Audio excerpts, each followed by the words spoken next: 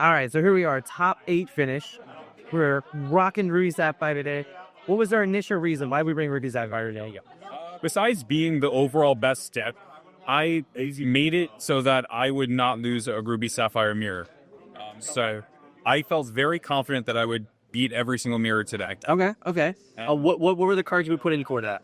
So the first few cards are Maui Shark. So in a world where coils and sisus exist, Maui Shark is very hard to deal with. I won my game 2 against John Williams because I played a shark on 6 and a first. I'm sure out.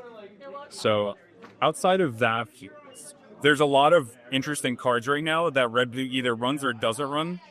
I run 3 dragons, probably the most premier card and the mirror.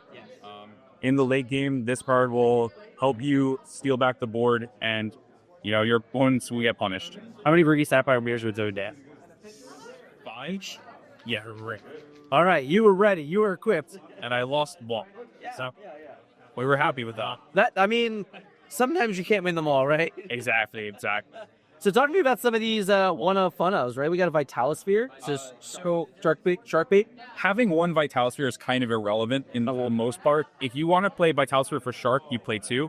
I'm only playing 4 Popsicles, and that's my only one-drop items. So it's more for that, less for Shark, but it satisfies both needs. I watched it happen. You have a top 8 match.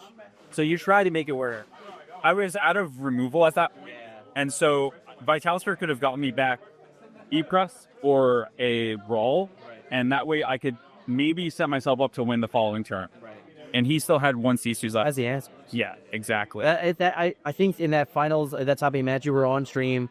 Jonathan was down to 2 part deck. Like, that's how grindy the games can be. And when you get to like a certain level, it's all like punches back and forth. Yeah, and it's just like haymakers, right? Like who throws whoever's left standing, right? Yeah. And so speaking of that, one of the biggest tools in the mirror is actually Cuscos and Hideaways. So these Cusco or Hideaway effects are so strong because if you ink somebody else's mirror or foil or Greatstone Dragon, they have so much limited options in order to remove your Ford. So if you saw in the game, John Williams was able to hide away my Greatstone Dragon, and I lost the ability to trigger my foils for free. And my Cuscos would have hit his dime, except for he held it till the end of the game. Literally the final version. So normally I would have been playing 4 of these, or 4 Cusco effects. Sure. But I cut it down because we're trying 3 outs almost. Sure. The next one of is Pirate's Life. If you're playing Sharks, I think you should have at least 1 Pirate's Life. It won me several games today, and you could hold Shark and Pirate's Life as a dime in your hands. Okay. That's 1 of B Prep because 5 sweepers is better than 4 sweepers here.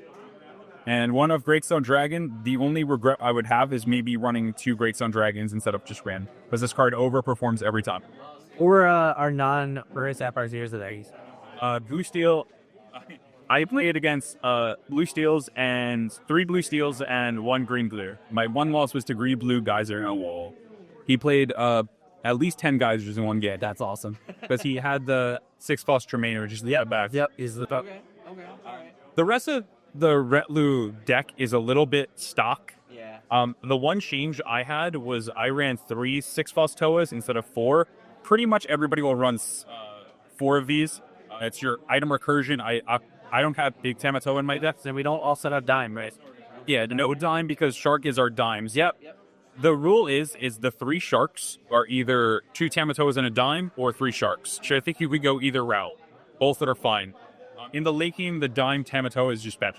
Yes. Then we have 4 Talas, 4 Hirams. Your 4 drops are always going to be stock here.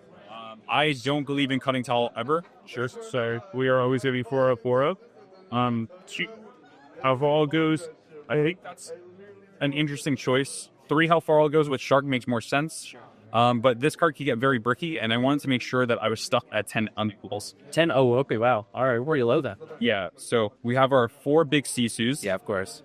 3 small Sisus. Okay. So the reason for the 3 small Sisus is people can either run 4 small Sisus or 3 Brawls or, in mix of those 3. I wanted the Inkable, like I said. I never wanted to brick today, and I luckily never bricked once today. Yes.